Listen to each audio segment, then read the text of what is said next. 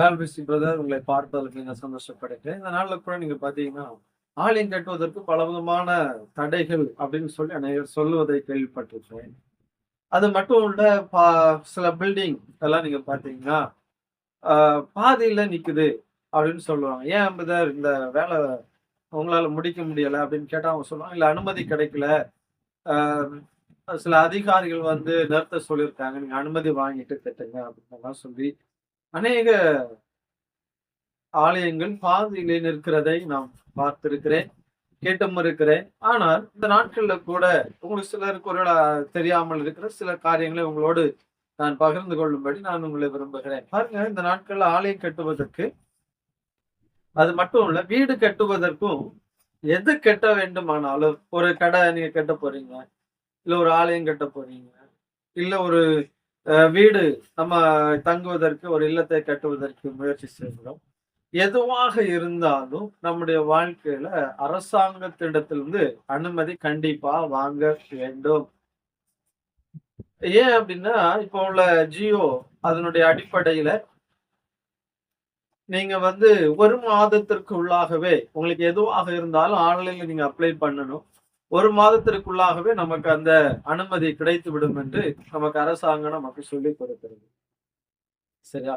அப்போ நீங்க எது செய்ய வேண்டுமானாலும், ஒரு ஆலயத்தை இல்ல வீடை கட்டுவதற்கு முன்பதாக நிச்சயமாய் அந்த அதிகாரிகளிடத்துல நீங்கள் அனுமதி பெற்றுதான் அதை என்ன செய்யணும்? கட்ட தொடங்க வேண்டும். அது மட்டுமல்ல, ஆலயம் என்று சொல்லும் பொழுது அந்த ஆலயத்துல ஆ கலெக்டர் அவரிடத்துல இருந்து நீங்க என்ன செய்யணும்? உங்களுடைய ஃபைல்ஸ், ரெக்கார்ட்ஸ், நீங்க ஆலயம் இடம் வாங்கிட்டீங்க அப்படின்னா, அந்த ஆலயத்தினுடைய அந்த பத்திர காப்பி, பட்டா, அப்புறம் இது உங்களுக்குரியது தான் என்று சொல்லி, அப்புறம் அந்த நீங்க எப்படி அந்த பில்டிங் ஸ்ட்ரக்சர், அதுல அந்த டிராயிங், லே அவுட் இதெல்லாம் போட்டு, அவ்வளவு மதிப்பு எவ்வளவுல நீங்க கட்டப் போறீங்க அப்படிங்கிறது எல்லாவற்றையும் அதை சேர்த்து ஒரு A4 ஷீட்ல ஒரு மனுவாக எழுதி, அ நாங்கள் இந்த இடத்த என்னுடைய சொந்த இடம்.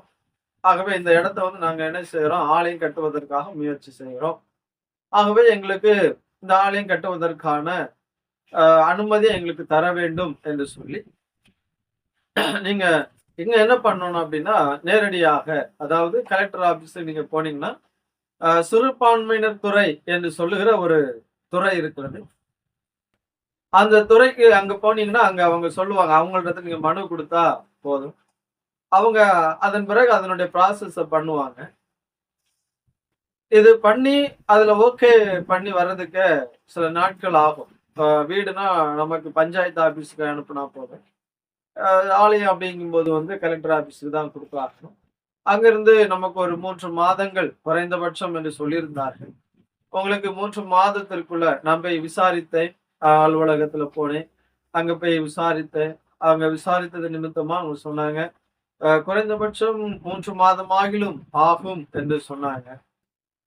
சரியா? ஒருவேளை இதை குறித்து இன்னும் உங்களுக்கு தெளிவான விளக்கம் வேணும். நாங்க ஆலயம் கட்டப் போகிறேன். அதுக்கு என்ன செய்யலாம்? ஆரம்ப கட்ட வேலையில நாங்க என்ன செய்யணும்? அப்படின்னு நீங்க விரும்புனீங்கன்னா, என்னுடைய தொலைபேசி நம்பர நீங்க குறிச்சுக்கங்க.